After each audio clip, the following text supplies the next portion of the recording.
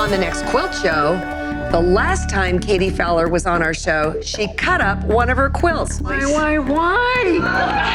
Wait. What will she do this time? Katie loves to use the story of Alice in Wonderland as an allegory for many of the creative things she tries in quilting. So we're going to go further down the rabbit hole with Katie to join her for a Mad Hatter coloring party you will not want to miss.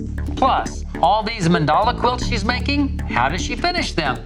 Well, she has some tricks to go from Tweedledee to Tweedledone. And Ricky has baby bunting all sewn up. He'll show you how. Another magical hour of fun and learning with colorful Katie Fowler. Join us.